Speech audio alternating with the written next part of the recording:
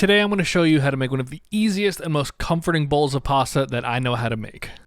This is such a simple pasta dish. It needs very few ingredients. The first thing you're going to need is pasta. We're going to use small pasta. So this is a ditalini. You can use orzo. You could use pastina. I'm going to use about 1 cup of it. But you want to use a small pasta that's kind of like soup-like. We're going to need some cheese, grated, of course. A little bit of butter. You could use Peck. You could use Peck Romano. And then, of course, we're going to need some chicken stock to cook this in.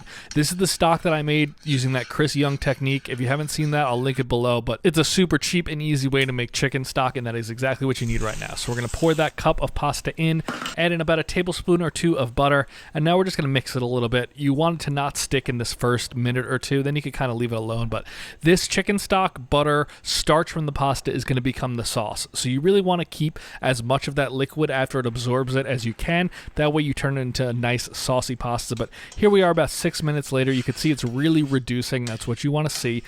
Before it reduces too much, I'm going to grab a very little bit of that pasta water in case it over reduces. That way I can mix it in later. But here we are after that full 9 or 10 minutes to get to al dente. There's probably about 1/4 of a cup of liquid left over, which is perfect. If you have a little too much, you can just kind of drain it out. That's totally fine. And now we're going to start to incorporate that cheese. Add it in, mix it up until you get a consistency you're looking for. If you want a little looser, like an imbrodo kind of thing, leave it alone. Don't add too much of it. If you want more, just keep adding that cheese in.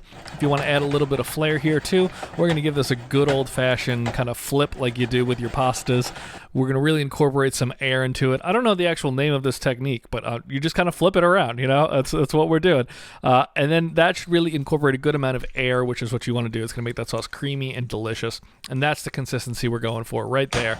Once you get to the point you like it, all we need to do is plate this up. The point of this dish is not really to amaze people. This is about comfort. This is about taste and just delicious flavors. It's creamy. It's chickeny. We're going to add some cheese, a little bit of basil because I love basil on top of almost all of my pastas, and then a little extra virgin olive oil. But it may not look beautiful in the bowl, but that's not what we're going for with this one. This one is straight comfort food.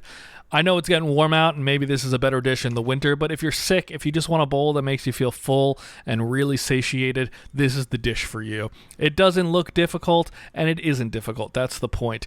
As you can see also, there's a little bit of olive oil draining on the bottom here, but the sauce itself is not watery. There's no running of the sauce. So it's clinging to your noodles and it is a very well coating sauce. You don't want it too loose unless that's what you're going for, and that's totally fine. But this is delicious. It is comforting, it is relaxing, it's very filling, but it's not overly creamy or overly rich. It has the loveliest little bit of a light chicken flavor and then cheese. It's perfect. You'll love it. Let me know what you think.